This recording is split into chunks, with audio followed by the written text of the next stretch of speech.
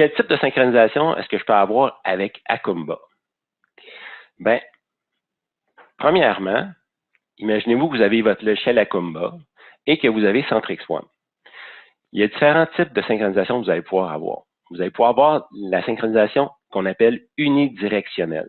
Donc, qui partirait de votre logiciel Akumba et qui s'en irait vers Centrix One. La synchronisation Akumba unidirectionnelle ou l'autre qu'on va avoir dans quelques instants, bidirectionnelle, c'est, vous allez pouvoir dire, pour certains employés dans l'entreprise, je veux que pour eux, ce ne soit que unidirectionnel. Pourquoi? Mais souvent, c'est que l'information qu'on va retrouver à travers le système, c'est que c'est de l'information qui est plus sensible. Souvent, c'est de l'information de la comptabilité. Donc, on ne veut pas que quelqu'un puisse, à partir de Centrix One, venir interagir avec le logiciel Akumba. On ne veut pas que la personne puisse aller changer les informations du contact principal qui, généralement, va se retrouver à la comptabilité. Donc, comme c'est déjà dit, ici, on a la synchronisation unidirectionnelle avec Akumba. Et vous allez voir que ce n'est que la liste Akumba qui peut communiquer avec le logiciel Akumba. Si vous avez d'autres listes, exemple une liste de prospects, une liste de ce que vous voulez en réalité, les autres n'iront pas interagir avec votre logiciel Akumba. C'est vraiment uniquement la liste qui s'appelle Akumba qui va interagir avec la liste Akumba, avec le logiciel Akumba.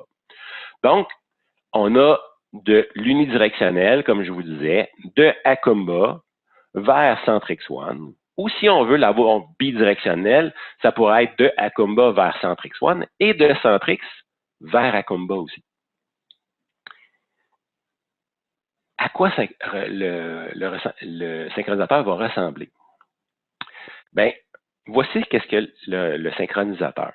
Le synchronisateur, il est installé sur un de vos serveurs et vous allez voir qu'il y a plusieurs informations. Vous n'avez pas besoin d'aller nécessairement voir dessus, mais c'est juste pour vous donner un petit peu d'informations. Donc, on va avoir, qu'est-ce qu'il va nous indiquer? C'est qu'il va nous indiquer la date de la dernière synchronisation qu'on va pouvoir avoir. On va avoir la date, quand est-ce qu'il va être synchronisé la prochaine fois. Combien de temps je veux attendre? Il y a possibilité d'attendre 1, 2, 5, 10, 15, 20 minutes. Ça peut aller jusqu'à 1 heure si on veut pour le temps d'attendre pour le cycle de synchronisation. Parfois, dans vos entreprises, ce que vous allez avoir, c'est que vous allez avoir des processus, des choses, des backups, des choses comme ça qui pourraient se faire pendant la nuit. Et c'est pour ça qu'on vous donne le choix, si vous voulez, de pouvoir synchroniser uniquement sur les heures de travail. En dehors des heures de travail, ça ne donne rien de pouvoir faire une synchronisation. Comme la synchronisation est toujours en temps réel ou à quelques minutes près, vous n'avez pas besoin de le faire pendant la nuit. Vous allez pouvoir voir aussi l'état. Est-ce que la synchronisation s'est faite avec succès ou non? On va pouvoir voir le nombre de vendeurs, de clients, de produits qui ont été transférés. Vous allez pouvoir voir aussi les commandes, les factures et les soumissions qui ont été transférées, et ainsi de suite. Donc, vous allez pouvoir voir ces informations-là. Quelles sont les informations qui sont synchronisées avec Akumba? Ça, c'est la question souvent qu'on se fait poser. Et comment ça va se diriger? Bien, premièrement, vous avez Akumba qui est ici et vous allez avoir ici Centrix One. Donc, ce qu'on va retrouver ici, dans le nom, ça va être le nom de l'entreprise. Donc, ça va aller dans Société. Par la suite, ce qu'on va avoir, c'est le au soin de. Le système va vraiment décortiquer le prénom et le nom et il va aller les installer aux bonnes places. Si jamais vous avez inversé le prénom et le nom, il faudrait juste voir, il y aurait possibilité de parler avec le support technique et on pourrait inverser ces informations-là. C'est sûr que l'information va toujours être la même pour pour toute l'entreprise. Donc, si vous les inversez pour tout le monde, mais ça va être tout le monde ça va être inversé et les informations vont s'en aller aux bonnes places. Faites bien attention, ça arrive parfois qu'il y en a qui vont mettre autre chose que le au soin de à l'intérieur. Il faut vraiment s'assurer pour l'intégrité des données, il faut vraiment s'assurer que vous allez avoir le nom-prénom au niveau du au soin de. Par la suite, il va y avoir l'adresse qui va pouvoir être synchronisée avec la ville, le pays, le code postal et ainsi de suite. Par la suite, ce qu'on va avoir, ben, ça va être les numéros de téléphone, numéros de fax, numéros cellulaires, des choses comme ça qu'on va pouvoir voir apparaître ici à l'intérieur. Ce que vous allez avoir aussi, c'est que vous allez avoir d'autres informations qui vont s'en aller au niveau du compte. Donc, si on bascule au niveau du compte dans Centrix One, au niveau des champs de profilage, ce qu'on va retrouver, bon, on va pouvoir retrouver les termes, donc que vous allez retrouver ici, les termes de paiement. Vous allez avoir le numéro du client qu'on va pouvoir retrouver là aussi, l'escompte ou le rabais client, le territoire, et si vous allez voir un peu plus loin, dans Dossier Suite ici, vous allez voir aussi la liste de prix que vous allez pouvoir retrouver à l'intérieur.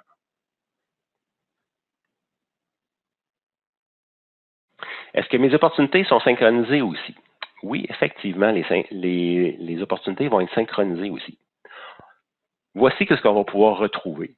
Vous allez retrouver vraiment le détail de vos soumissions, vos commandes et vos factures qui vont arriver directement de votre Acumba. On va les voir apparaître dans Centrix One.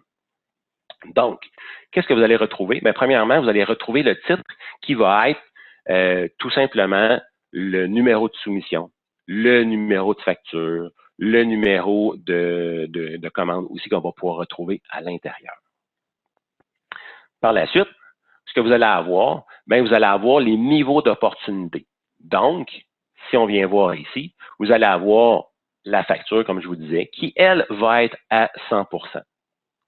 Si on vient voir par la suite, excusez, on aurait dû avoir l'interface aussi, on va avoir les soumissions et les commandes qu'on va pouvoir retrouver aussi. Donc, les soumissions vont être à 40% et les commandes vont se retrouver à 90% ici. Par la suite, ce qu'on va retrouver, vous allez retrouver vos catégories de produits dans la première ligne ici de vos items. Donc, vos types de revenus vont être vos catégories de produits, vos groupes de produits. Et par la suite, ici, dans la description, ça va être tout le reste du détail. Donc, ça va être vos informations à vous que vous allez pouvoir retrouver ici. Cette information-là va être unidirectionnelle. Toujours de Acumba vers Centrix One.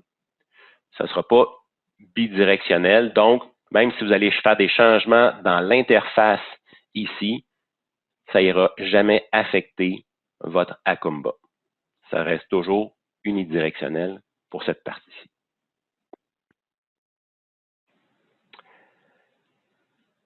Souvent, on me pose la question, est-ce que je peux changer le nom de mon représentant? Le nom du représentant, en réalité, ça se trouve être relié avec votre vendeur dans Acumba. Donc, premièrement, ce qu'on va pouvoir retrouver ici, c'est que vous allez avoir dans votre Acumba, vous allez avoir vos numéros de vendeurs ici avec le nom qui va être associé. Quand vous allez aller dans l'onglet des paramètres, vous allez pouvoir aller dans l'onglet des utilisateurs par la suite et vous allez sélectionner l'utilisateur que vous voulez changer. Donc, si je donne l'exemple qui est ici, que je veux changer Gilbert Thériault, comme vous pouvez voir ici, c'est le numéro 4. Donc, c'est le numéro 4 qui se retrouve dans Acumba. Donc, si je regarde ici, le numéro 1 serait Éric Dion, le numéro 2, Michel Vallée, et ainsi de suite. Donc, à l'intérieur de vos paramètres de Centrix, vous allez dans l'onglet des utilisateurs et vous allez sélectionner celui que vous voulez changer le nom. L'interface va apparaître comme ça ici. Par la suite, bien, vous allez vous assurer ici que c'est vraiment les bonnes informations qu'on va retrouver ici. Et pour pouvoir faire afficher les bonnes informations, bien, ça va être ici qu'on va pouvoir venir voir, ça va être quoi le nom de la personne qu'on va pouvoir retrouver à l'intérieur.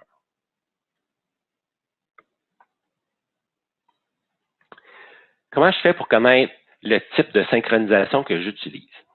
Bien, vous allez voir que, comme je vous expliquais tantôt, pour certaines personnes, ça se peut que la personne puisse voir, que ce soit pour cette personne-là uniquement unidirectionnel.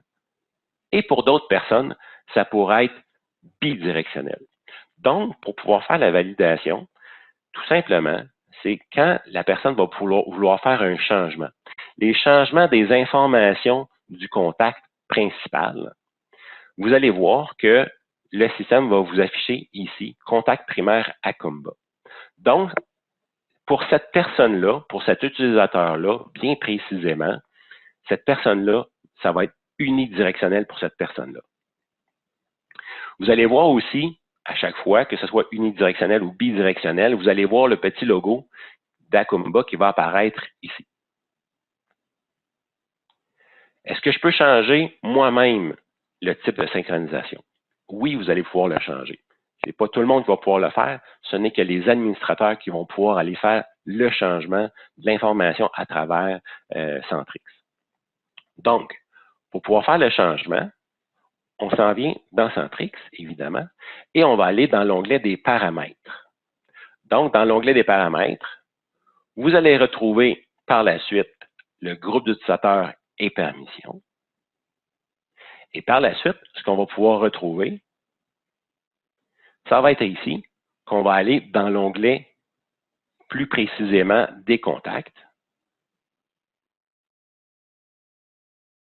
Et assurez-vous que vous allez avoir aussi le bon groupe d'utilisateurs que vous allez sélectionner.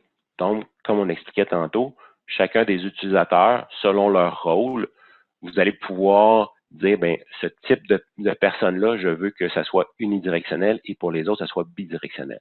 Donc, dans l'onglet Contact, complètement dans le bas, vous allez retrouver ici Contact primaire Acomba.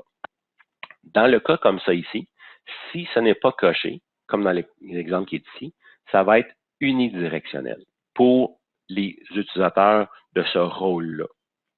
Si vous allez mettre une petite case à cocher, si vous allez le crocheter, ça va vouloir dire que ça va être bidirectionnel pour ces personnes-là. Faites bien attention, il y a des erreurs à éviter. Très, très, très attention ici. Si vous regardez à l'intérieur de Acomba, il y a de l'information parfois qui pourrait faire arrêter la synchronisation. Qu'est-ce qui pourrait y arriver? Bien, si vous regardez comme il faut ici à l'intérieur, il y a vraiment souvent ce qui va arriver, vous allez voir des termes qui vont être inscrits ici en anglais. De où vont arriver ces termes-là? Généralement, ce qu'on nous explique dans Acomba, c'est que si vous faites une copie d'une information d'une information externe et vous venez la copier dans Acomba, vous allez retrouver des termes en rouge comme ça ici. Ça se trouve être des caractères spéciaux en réalité. Les caractères spéciaux, Acomba les gère tout simplement en les inscrivant en rouge comme ça ici. Et des caractères comme ça peuvent faire arrêter la synchronisation d'Acomba, comme je vous expliquais au tout début avec le synchronisateur. Donc, faites attention, gardez l'œil alerte si jamais vous voyez des informations qui seraient inscrites en rouge dans votre Acomba pour pas que cette information-là puisse venir interférer la synchronisation, arrêter la synchronisation et pour que éventuellement occasionner des problématiques à travers tout ça. Par la suite, autre erreur à éviter. Lorsque vous allez vouloir faire de l'importation de données, faites bien attention. Si vous faites une importation, attention si vous voulez la déposer dans votre liste Acomba. Comme je vous disais tantôt, comme l'information pourrait être bidirectionnelle, si je viens déposer une liste de contacts, donc j'importe une liste de contacts à travers la liste Acomba, bien, ces contacts-là vont apparaître dans votre Acomba. Donc, faites bien attention à cette technicalité-là parce que, imaginez-vous, vous avez une cinquantaine ou centaine, 1000 contacts que vous voulez faire importer et que vous allez les déposer dans votre liste Acomba. Comme je vous dis, tous ces contacts-là vont se retrouver, même si c'est une liste de prospects, ils vont tous se retrouver à l'intérieur de votre logiciel Acomba. Et par la suite, c'est assez ardu de faire un ménage et parfois, on ne peut pas faire ce ménage-là. Donc, faites bien attention à cette petite technicalité-là. Qu'est-ce qu'on vous suggère? Bien, créez-vous une liste, exemple, prospect, leads, appelez-les comme vous voulez.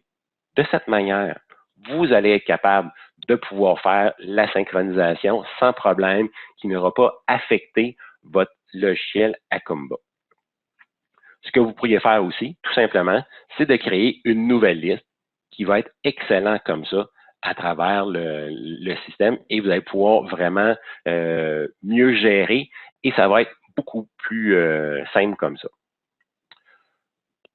Ce qu'on me pose souvent comme question aussi, c'est comment je peux faire pour aller changer une information si je veux changer mon client, si je veux vraiment changer cette personne-là d'une liste à l'autre. Bien, tout simplement, je m'excuse, je vais vous ramener ici, comme ça ici. Si je veux changer mon contact, ici, normalement, mon contact, il serait dans une autre liste, tout simplement. Donc, je m'excuse, on va venir ici, tout simplement.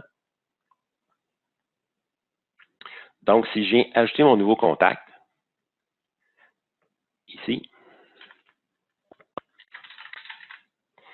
et vous allez voir que ce contact-là va se retrouver ici à l'intérieur de ma liste de prospects. Si je veux le voir apparaître et si j'ai le droit, donc si pour moi, mon utilisateur pourrait être en bidirectionnel, qu'est-ce que je pourrais faire? C'est que je pourrais venir ici, tout simplement, venir modifier ce contact-là et je pourrais juste venir le déposer ici dans ma liste Akumba. À partir de ce moment-là, ce contact-là va être transféré dans mon logiciel Akumba à l'intérieur. Autre chose, si je m'en viens ici et que j'ai mon information de mon contact, comme je vous disais tantôt, j'ai d'autres informations qui vont apparaître à travers. Donc, qu'est-ce que je vais pouvoir avoir au niveau de la société, comme je vous expliquais tantôt, au niveau des champs de profilage? Je vais avoir mes champs ici qui vont se retrouver, qui vont être aussi transférés entre Akumba et Centrix. Pour le numéro de client, dans le cas qui est ici, comme Centrix ne connaît pas la logique que vous utilisez à travers votre logiciel Akumba pour aller créer votre numéro de client, Centrix va vous générer un chiffre, il va vous générer un numéro de client, tout simplement. Et qu'est-ce qu'il va vous indiquer? Il va vous indiquer la date et l'heure. Donc, dans l'exemple d'aujourd'hui, il marquerait 2020, 10-19, 10-54 pour l'heure avec les secondes aussi. Donc, il va aller vous créer, il va aller vous générer un numéro de client automatique à partir de Centrix dans Akumba. Par la suite, dans votre logiciel Akumba, la seule chose que vous allez avoir à faire, c'est d'aller modifier le numéro de client selon la logique que vous voulez utiliser à travers tout ça.